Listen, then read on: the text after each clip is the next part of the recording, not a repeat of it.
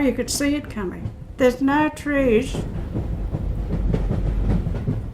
Well, it's just an icon.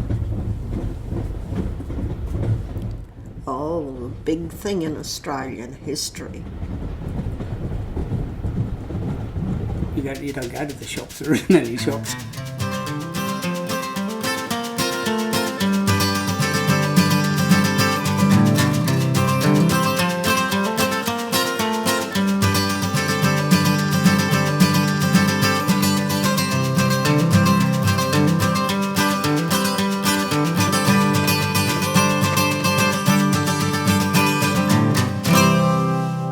The Transcontinental Railway provided a crucial link between South Australia and a remote Western Australia. From 1912 to 1917, masses of workers were employed to construct and run the line.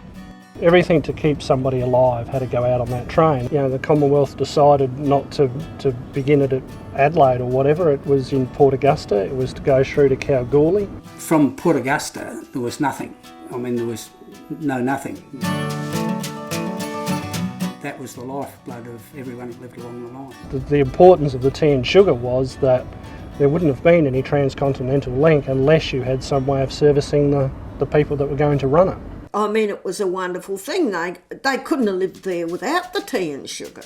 It was a supply train. It came from the provision stores. It was loaded with provision stores here at Port Augusta, and the workers out on the track were put in an order, and it was any costs were taken out of their pay. You had your provision car and butcher van and a pay van. And not only that, the tea and sugar every now and again had taken a nurse, a medical nurse out there to give the children injections, and then there was a film car put on once a month, take films out. See, they tried to make life as good as they could. I think it's the only one in the world as far as that service over such a distance. But just the logistics of running it must have been amazing, you know. The hardships for railway workers and their families were immense as they forged an existence in one of the most isolated and inhospitable areas in the entire world.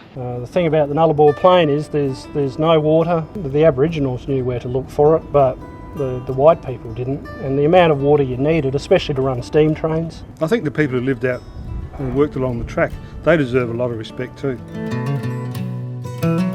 I take my hat off to them. I don't think I would have liked to lived out there for years and years. But they did, and they forged the history of Australia through doing that. It was a big adventure. That's the other thing. You've got to remember they're full of youthful exuberance. Also, after the Second World War, a lot of post-war European migrants, single blokes, were put off out there with nothing. The other input was from the Afghan and Aboriginal workers. Their contribution has gone unrecognised for a long time. From what I gather, there was no racism. In the bush, you don't shun people, whoever they are, whatever colour their skin is. They dealt off the train the same as anybody else.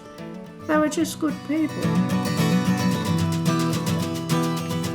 I think they had to be very resilient people to live out there.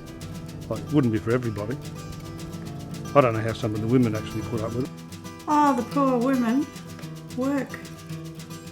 When I look back in the bars of soap and the washboard, but they did it. They looked after their families, and it was very, very hard for them. It really was, especially when the children got sick. It was hot, dusty. They didn't have the modern conveniences, especially compared with today, and the isolation. That was the highlight of the week. The tea and sugar. You could see it coming, from miles away. See the smoke. Well, the whole family used to turn out.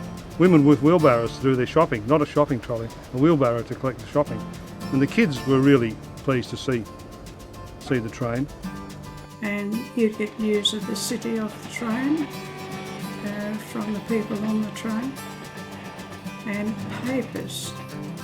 Books were so scarce, papers and books, and that was wonderful. The tea and sugar performed another special duty. At Christmas time, it brought Santa Claus to the children of the trans line. You get a list of what children you are to give presents to. But you see, a lot more would roll up too, so you have to have surplus. No child ever come into that van and did not receive a present, whether they were Aboriginal or belonged to station people. No, they get their cool drinks, their lollies and their comics and their presents, and they'd be thrilled to bits. Engine driver Alf Harris performed the role of Santa Claus for many years, as his wife Nancy explains. And he done it for 36 years. And it was the joy of his life. The tea and sugar train continued to provide a lifeline to the workers between Port Augusta and Kalgoorlie for many decades. Ironically, technological advances in the 1970s would improve the efficiency of the railway lines to such a degree that the proud tea and sugar would soon become obsolete. But the welded rail and the concrete sleepers did away with the need to replace sleepers and check bolts and spreading of the track during the heat.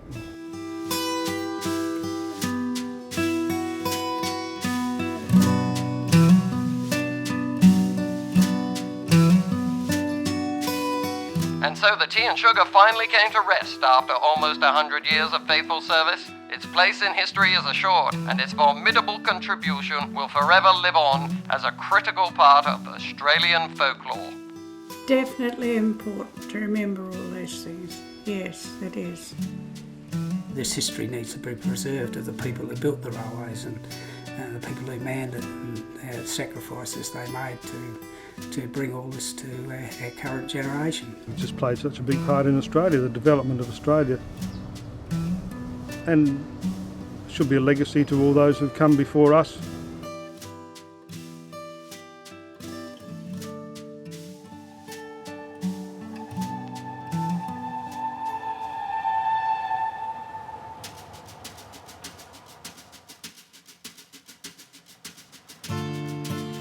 The Fettler and his family all waited for the train at the siding at Kanana where they'd never seen it rain. The lonely life out in the bush, it must have been a test. The nearest town, Kalgoorlie, on the line from east to west. But now it's nearing Christmas time, there's excitement all around.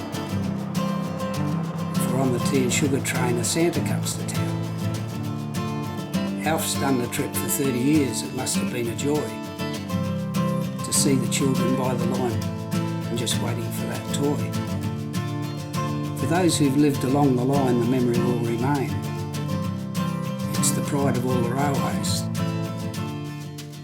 the tea and sugar train.